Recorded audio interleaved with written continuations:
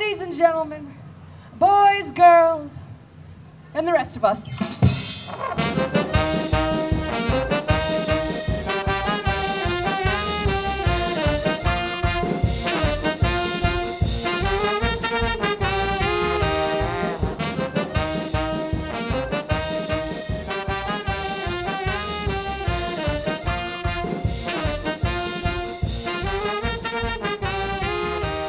I was raised in a sort of progressive, liberal, politically active environment.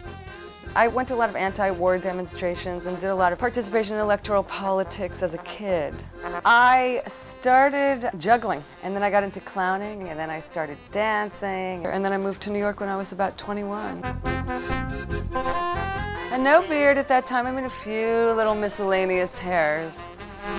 That whole time I was performing with my beard, as it came in when I was 22, 23, 24, 25, 26, and I was wearing it, I was dancing, and I was acting. The beard was never helpful for my circus career, you know, for the first 10 years of it. The main places that I've shaved my beard for have been circus jobs.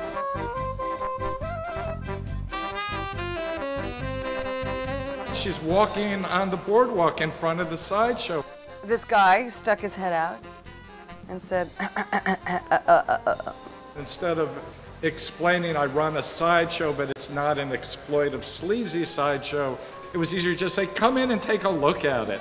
So I thought about it, and I went back the next weekend, and I did 2 days. She basically stood on stage and let somebody else talk about her and make up stories about her being the bearded lady. And I came back the next summer, I did a whole season, and then I worked there for about 7 years.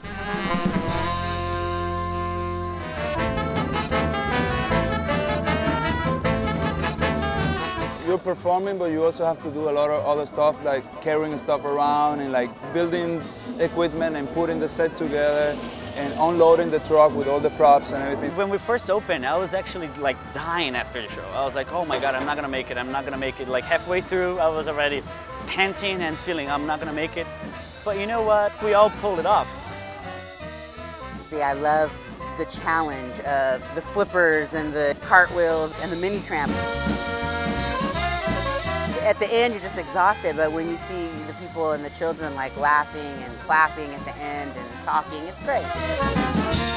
Each site is a different emotion, it's a different sensation. It varies from neighborhood to neighborhood. I have not heard any negativity. Initially, there's a little fear that we may be bringing something that they don't want, but I think that people want to be included, want to know about differences and want to be accepting and want to have a good time and want to laugh.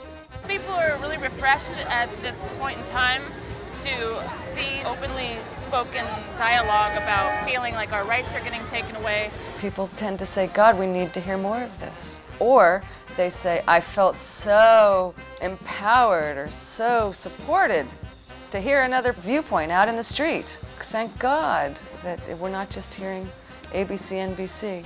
I'm sure there are people in there who are offended, but they generally don't boo or come up to me afterwards. The kids enjoy all the tricks and all the colors and the things going on. The kids, they seem to adore it. I teach little kids, and they came to the show, and I was a little ashamed. Oh, what are they gonna think about me? You know, when they see me in the pink bathing suit, shaking my booty, and they all loved it. They go home after the show and say, hey, Mom, I saw the show. It was a lady with a beard, and it was, you know, guys were wearing dresses, and it was crazy, but it was so funny. They're just like, wow, that guy flipped really high. Oh, she picked up a boy. And that lady's got a beard, oh my God. People say, God, I don't know. That woman in the beard, she was funny. They don't say, that woman in the beard, she's a dyke, get her out of my neighborhood.